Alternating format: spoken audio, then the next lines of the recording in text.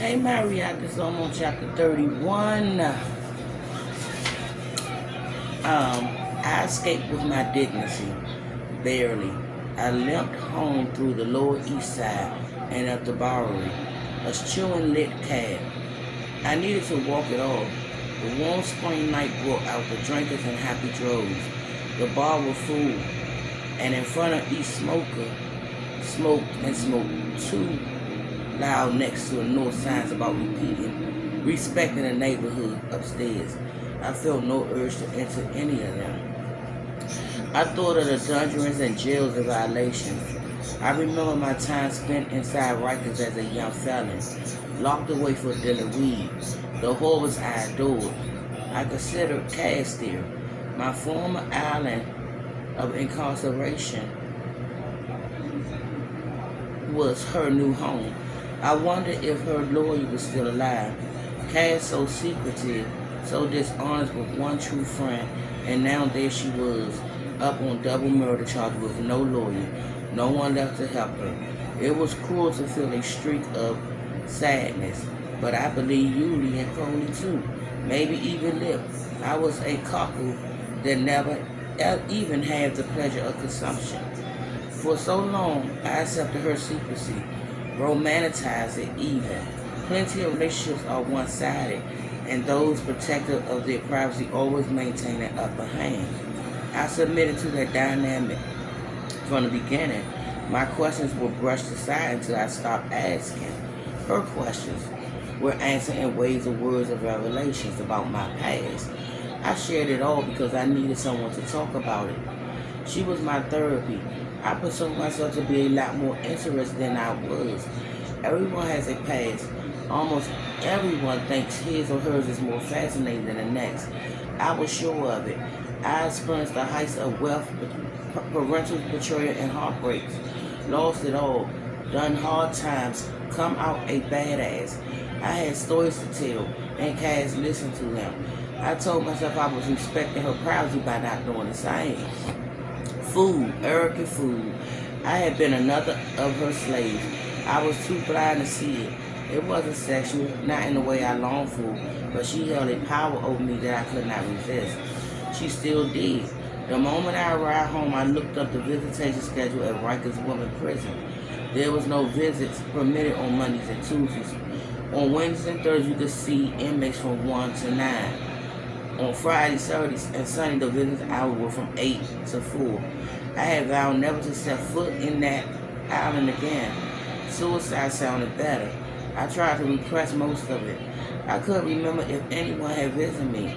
My father was locked away in prison in North Carolina. My mom drank herself to death a few years earlier. Were there friends from that era who cared enough to come say hello? There must have been, but I couldn't remember a single one. It was Friday evening approaching midnight. I could be there in 8 hours, but first my body was demanding recovery. I couldn't begin to tally the drinks I consumed. Didn't want to. After this was over, maybe I'd go back to the wine and weed wagon that worked so well in my time with Julia. But not yet. My mind was anything but limber. I pulled myself a nightcap, sobered a sweet bourbon brew, plugged in my dead phone, and took my beverage with me to bed. Set it on my nightstand where a healthy man's water might have gone. I picked up the Nick Tucci's again, Me and the Devil, more dark vision, more indictments of what this city had become. I set it on my chest after a page or two. Sleep came quick. I was treated to another drowning dream, a recurring favorite. I'm in a swimming pool surrounded by fellow swimmers, naked. Able bodies are nearby. Anyone could reach out to help, but no one does. I try to take a stroke, turn my head for breath. I can't. I'm paralyzed. I sink under, beneath bodies going laps above, strong limbs and ripped torsos, blind to my struggle. The applause is splashing. I panic as I reach the bottom, silent and helplessness. If I'm lucky, that's when I wake. If not, the nightmare really begins. I blacked out and the demons invade, taking me down further. The pool bottom melts away. I pulled into a dark, wet earth towards something I identify as hell but can never see it. It only blackens in the shrill screams of demons all around. A restful sleep was not. I woke at 7 with a diverted headache and dry mouth, and a subconscious terror that the dream was all too real future. I made it to the bathroom in a sweat, glopped water from the tap, and then stood under the shower until I drank every drop of heat from the pipes. Coffee, Advil, the usual morning band-aids, they weren't helpful. So I cracked a deck and sucked it down. I started to feel better after the second one. It was only 10 miles to Rikers Island from Union Square, but few New Yorkers could find it on a map.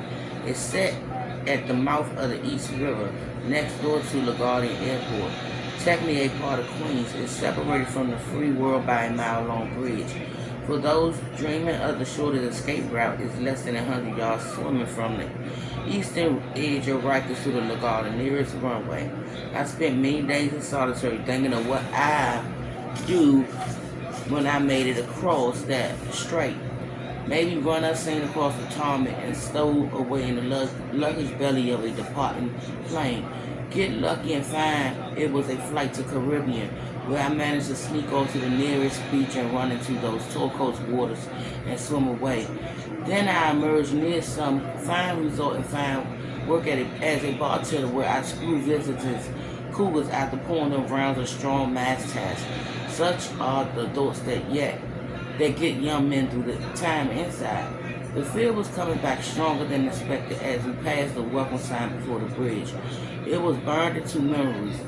Rikers Island, home of New York boldest. I always wondered about that last adjective. It seemed such an all-marking choice. Bring me your bold, convicted masses. We'll beat that boldness right out of them. Then we were traveling over the East River to the land of the unwanted. The water below was the color of slate. It hardly ripped in the wind morning haze. A hot day ahead. Promises of suffocation of summer. At the center of the island, the prison complex sat like a jeweller's fortune. My old high-tech cabbie let me off in front of the Benjamin Ward Visitor Center. The fare was $45. I gave him $60 out of appreciated for not asking about my destination. He took the bill with a nod, drove off as soon as I closed the door. I wondered if Lyft did pickups out here. Visitation schedules are divided according to inmates' last name. A through L one day, M through Z the next. Fortunately, today was the A to L turn, so Cassandra Kimball could accept visitors. She was being housed in the Rose M. Sanger Center.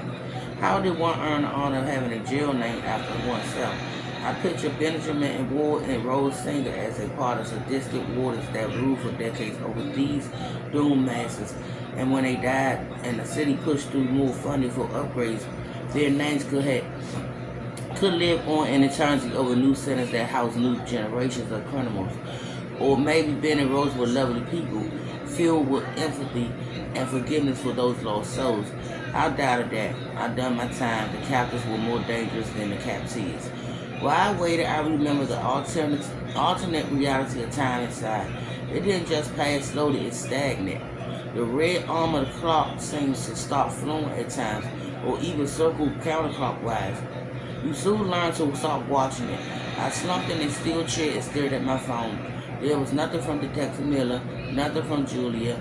They wanted me out of their lives. I brought little but pain and suffering and danger. Lawrence Darley called a female guard to see Cassandra Kimball.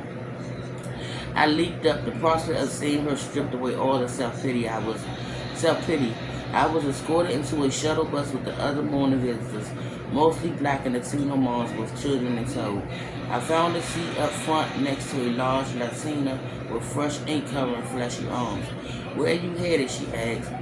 Rose Singer Center, the woman's jail.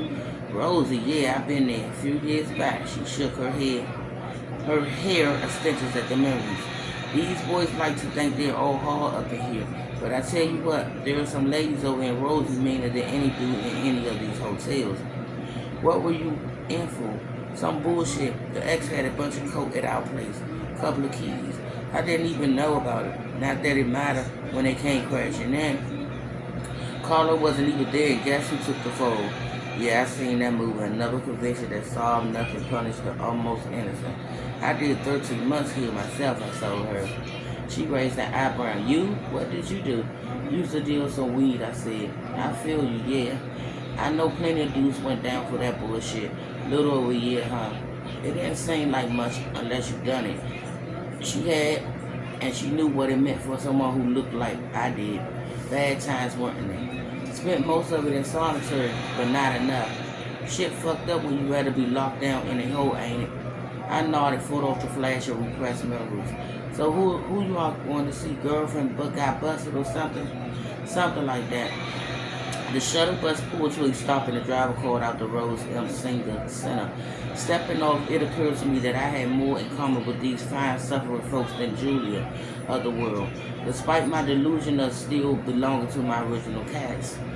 Inside Rosie's, I was escorted into a brightly lit visitor room with prisoners slouched before their spouses or lawyers or other loved ones. Guards stood watched around the perimeter looked in the board. The chair across from mine was empty. A few moments later, a line of orange-clad women came shuffling out of cell block doors. I saw Cass before she saw me. It was the first time the sight of her didn't produce a sexual pain. She saw me and tried to smile. Sitting down, she said, well, orange will definitely never be the new black. We frowned at each other, unable to break the ice. It's good to see you, Duck, she said, and that. You too. Can you believe this shit, she asked. Eddie said he'll have me out soon. When the last time you spoke with Lukeman? A couple of days ago, wow. He was attacked yesterday, I said. I saw him wheeled into an ambulance. What? Is he okay? Don't know. They were trying to get his heart to restart. You know, you were there? Where, Duck? You gotta fill me in. Here. So do you, Cass. I don't know what that's supposed to mean, but could you please tell me what happened to Eddie? If my lawyers did that, it's going to be a serious problem. I was supposed to meet him, I said. I contacted him after I got back from Miami. I figured you would have been in touch. He agreed to meet me at the bar downstairs from his office. I studied her face, and then she asked, impatient. And then someone attacked him outside the bar while I waited inside. Seems to be the same guy who's been creating hate since you called. When I went out to see what was going on, Dr. James Crowley approached me in the crowd. You remember Crowley, don't you, Cass? He certainly remembers you. After the ambulance left, we went back inside and had a chat. The crumbling of her face was worse than anticipated. It confirms the lies. He told me about you too, I said. Duh. He told me how you were cheating on Victor Wingate with him. You know your dead lover who was pushed to death. I waited for her to interrupt, but she just looked back with worried, beaten eyes. I also met with Dr. Lip, I said, down in Miami, and perhaps most importantly, I spent last night with Carl, Widow Uni, at your personal dungeon on Orchard Street. Seems you and Uni were quite close until you killed both men. Her face grew hard. A fierce blaze appeared in her dark eyes. So now you think you know me. Is that it? You think you have it all figured out? I don't know you at all, I said. That appears to be the problem, doesn't it? Duh, I can't explain the rest, but right now you have to believe me. I did not kill anyone. I'm being set up, and now they got to my attorney. Fuck. She shut her eyes, squeezed her finger against them, shaking her head. I wish it stirred so simply, but I wasn't feeling so generous. You know, I can maybe see Wingate, you pushing him off that waterfall. A moment of impulsive madness. Calling me insisting to the cops that it could have been suicide, all very clever. That part I can see. I'm not happy about being used, but it makes a certain sense. But Carl Kruger, Cass, did you have to kill him too? I did not kill anyone, she said again. Your prints were on a murder weapon, I said. Care to explain that part? My prints was on that job with it because Carl handed it to me. He let me hold it the last time I saw him. He didn't let anyone touch it, ever, but we bonded and he let me. Yuli told me that Carl didn't trust you. She said your foursome was like a family, except for the tension between you and her husband. She said he never warmed to you, and when he learned of your relationship with Crowley, he was outraged. Then when Wingate died, Yuli said, he was convinced you did it. Yuli said that she did. Care to explain why she might have that opinion? I can't, she said. I don't know why she would say that. Carl and I were friends. He was a good man. I'm not inclined to believe anything that comes out your mouth at the moment. then don't duck. Get up and walk away. Go home and pour yourself a nice big drink. Drink your whole life away and pretend nothing matters. You're good at that. I almost did. Hands on my knees, my thighs tightened to stand. Instead, I said, despite your lies, I came out here this morning. You might want to remember that. Unless you have another slave lawyer ready to serve you, you might want to acknowledge that you need some help, and that I'm about the only one who can help you. Oh, and maybe you can also remember that you called me. You brought me into this shit, Cass. Don't forget that. We looked at each other until her face softened and her eyes averted. It was the first time I can remember ever having the upper hand. Can I explain? She said. You better. And I'll be back with chapter 32, y'all. We almost at the end.